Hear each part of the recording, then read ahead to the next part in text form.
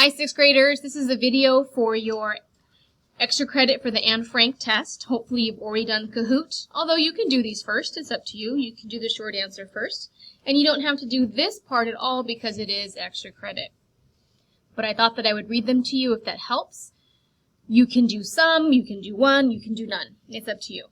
You can send me your answers.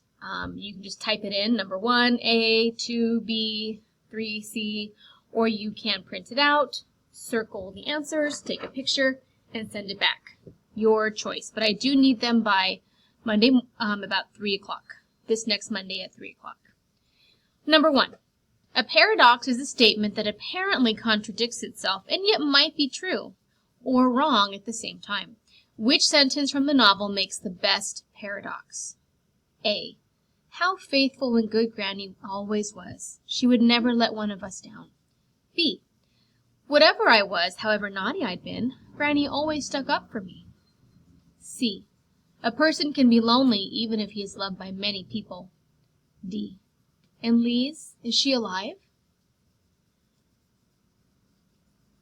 Number 2.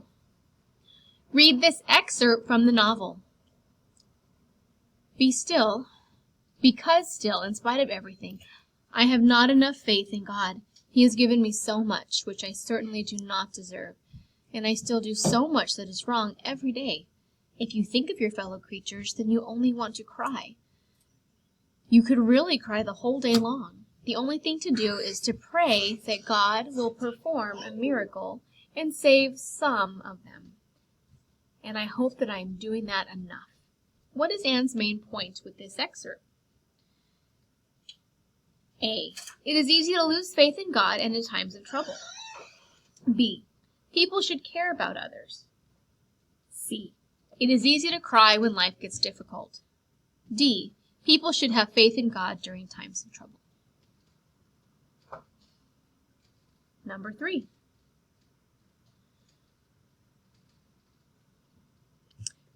Read this excerpt from the novel. I suffer now and suffered then, from moods which kept my head under water, so to speak, and only allowed me to see the thing subjectively without enabling me to consider quietly the words of the other side, and to answer them as the words of one whom I, with my hot-headed temperament, had offended or made happy. Which of these is an idiom from this excerpt? A. I suffer now. B. Kept my head under water.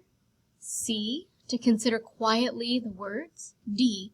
Had offended or made unhappy. Number 4. In what way does the excerpt from question 9 show Anne's maturity? And that's referring to this one up here. She is willing to suffer for others. She is able to speak quietly. She is starting to look at life from someone else's point of view.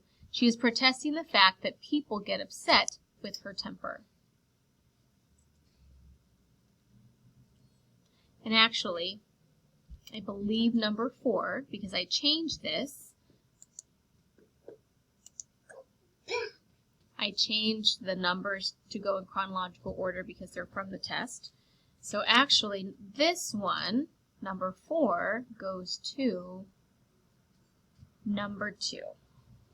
Okay. Number 5. Since Anne is still immature in her relationships and unsure of the future, what part of plot is going on? Exposition, conflict, rising action, or the climax? Number 6, what does it say on the Christmas cake? Merry Christmas, Happy New Year, Feliz Navidad, or Peace 1944. Number 7, what is Anne's grandmother a symbol of? Outdated ideas, comfort and security, Anne's future life, or D, nervousness and uncertainty? She speaks of her grandma a lot in the last few pages, but she brings her up in the very beginning of the story too, of the book. Number 8, according to Anne, I always know that there will always be comfort for every sorrow, whatever the circumstances may be. What does this mean? A, there will always be sorrow in the world, whatever the time period. B, most people in the world feel very comfortable, while few are not. C, happiness can be found in even bad situations. D, happiness is limited to only a few people. 9. What prompted Anne's feelings in question 32? She is studying the effect of World War I. She is feeling cold and uncomfortable. She and Peter are falling in love, or she and Peter are very unhappy. So this one actually goes straight to number 8. It was number 33 on the test, so don't worry about that 32. Okay. So what prompted these feelings? So 9 goes to number 8. Number 10. Which line best shows that Anne is changing for the better and the climax is near? All the teachers were entertained by my cute answers, my amusing remarks, my smiling face, and my questioning looks. Oh, don't worry. I haven't forgotten how to laugh or to answer back readily. I'm just as good, if not better, at criticizing people, and I can still flirt if I wish. I don't want followers, but friends, admirers, who fall not for a flattering smile, but for what one does for one's character. Okay. And that is it. So just in case you wanted to hear them read, that's what this video is for. You don't have to do the extra credit, but you can, and you can do just a couple. All right. Good luck on the test, you guys. I hope that you studied.